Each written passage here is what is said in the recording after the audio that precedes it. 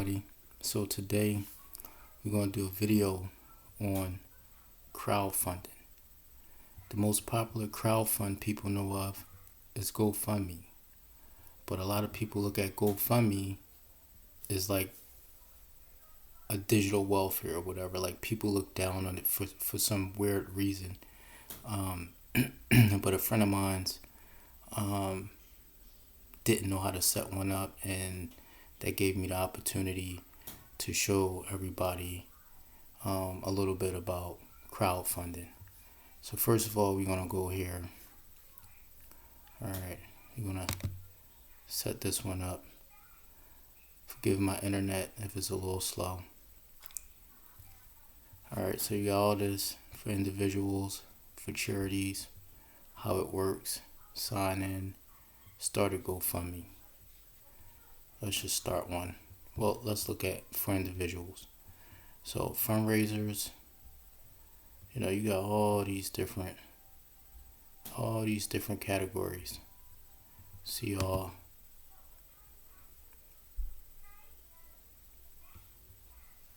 Like I said, forgive my internet is a little slow. Emergency medical, financial emergency animals, non-profit. So if you have a non-profit business, you can start one. Community, business, regular business, event, travel, volunteer wishes, faith. So if you have a church or a masjid for your family. So these is all just through GoFundMe. Let's start one.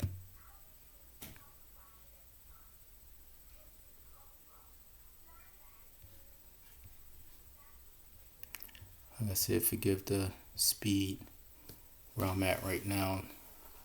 Internet is a lot behind times.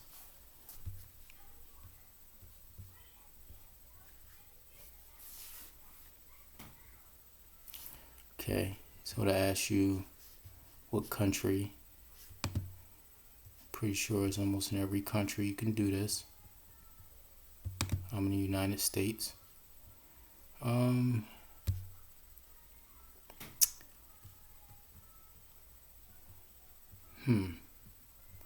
me just put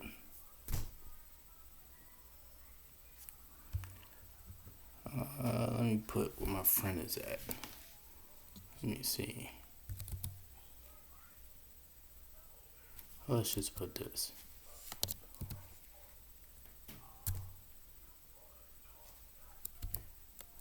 As you can see here, every time you type something in, different zip codes, it's already done for you. What best subscribe while you're fundraising? Let's put for me, let's put business. Just to show everybody it's not just a welfare system.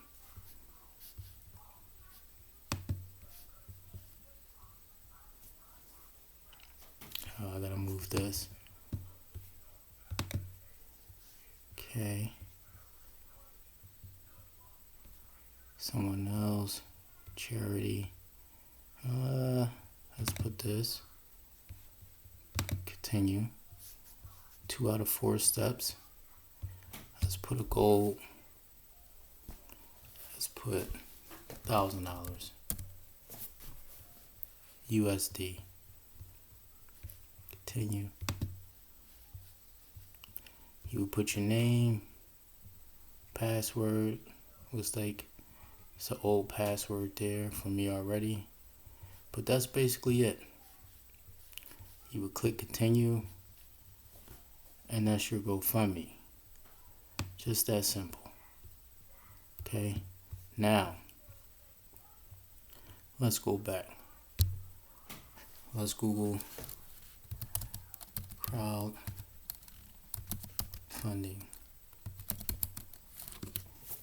Let's keep it simple. So Wikipedia, what is it? Crowdfunding is the practice of funding a project or venture by raising money for a large number of people, typically via the internet. Crowdfunding is a form of crowdsourcing and alternative finance. And 2015 over US, I don't know why they got an error there. 34 billion was raised worldwide by crowdfunding, right? Now let's look at this. You see I'm on Google. See these here? That means somebody paid to have this on top. Somebody paid to have this on top. Somebody paid to have this on top. Somebody paid to have this on top. You see that? And now we're back to normal. All right? So your normal would be, this would be your top on the normal, then Wikipedia, Kickstarter. This is another popular one. Kickstarter is mainly for startup businesses that have cool products, I'm not gonna lie. Indiegogo is another. These are all different types of crowdfunding platforms. Somebody paid, but I don't know why this is at the bottom. Seed Invest. Somebody else paid. At the bottom though. Funding Hero. Another one paid. Give, Send, Go. Free crowdfunding. No fees. So, you see, this is the number one. So they say, but it is.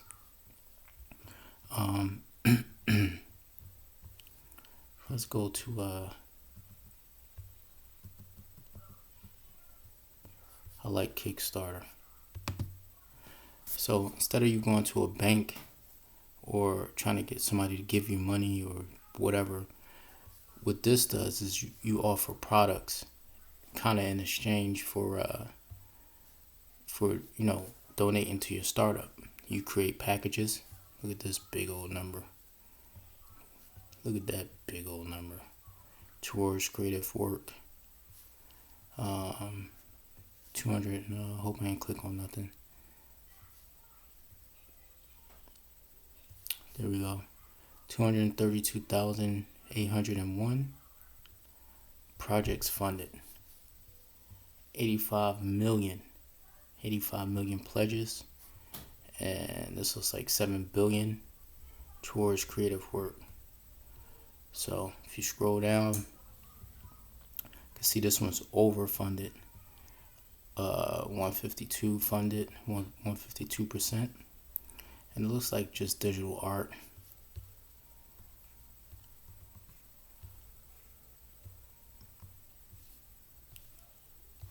But up here you see arts, comics, illustration, design and tech, film, food and craft, games, music, publishing.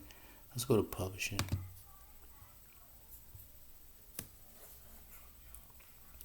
Let's see what they got in there.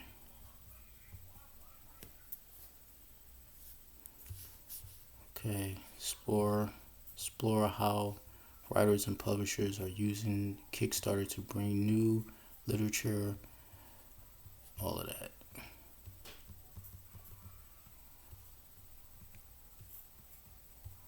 Okay, look at this. Fiction, children's book, non-fiction, all of that.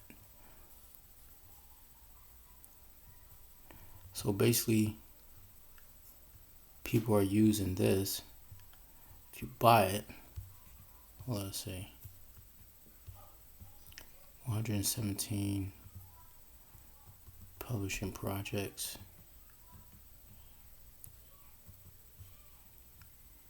I don't know. Let's see which one is interesting. We'll click on one. This one looks pretty interesting. Let's see what's going on here.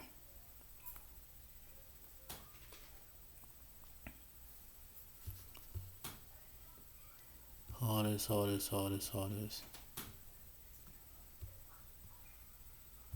2 weeks. It's my internet. Look at that.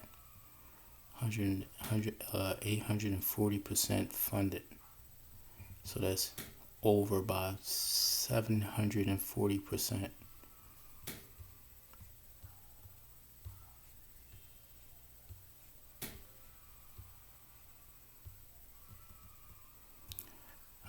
why it sent me back. Let's click on this one then.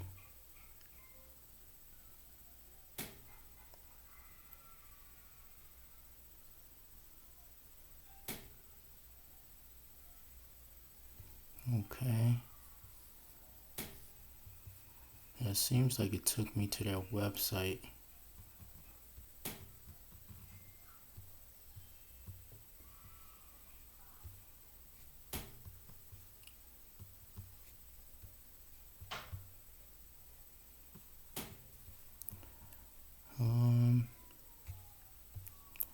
This isn't giving me what I'm looking for. So that's why. Let's click back. Let's do another topic because I want to show you something. Games, music, film. This is the one I usually look at.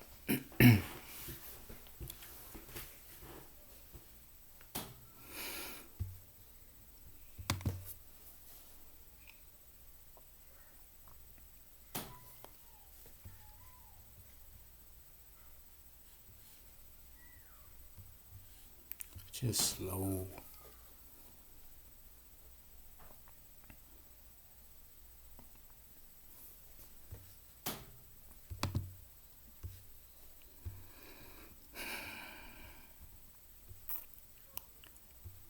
There we go.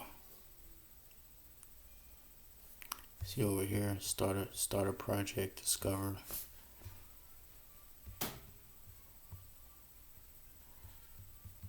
Oh, look at that drone. Laser engraver. So this is what they're using to raise funds. Toys, product design, graphic design, architecture.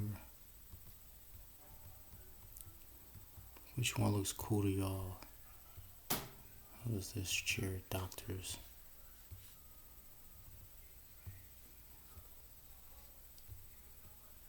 And this camera thing. Phone bag. What's this? World's first hybrid VR gaming system. Let's look at that.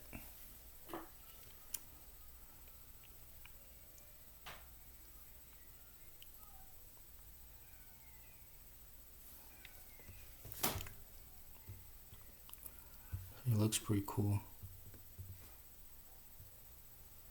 Huh, it looks like it goes to your goggles some kind of way.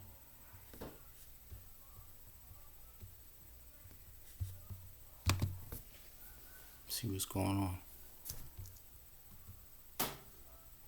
605 backers. They was asking 200, you see, and they raised 354. But it's a strategy to this. They have pledges, $5 or more. Keep me up to date. $2.99. Early bird portal. $3.99 portal. $4.99 early bird portal view. Let's see what's going on.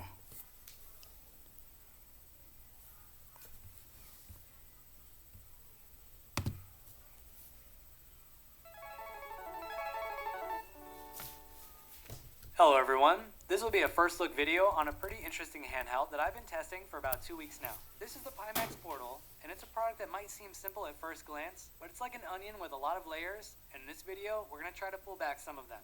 If you like videos like this and you aren't already, please consider subscribing to the channel to support my work. Now this device comes in a lot of configuration options, and we'll talk more about some of the different aspects later on, but I do want to quickly say that this is the lower end version of this device with an LCD screen.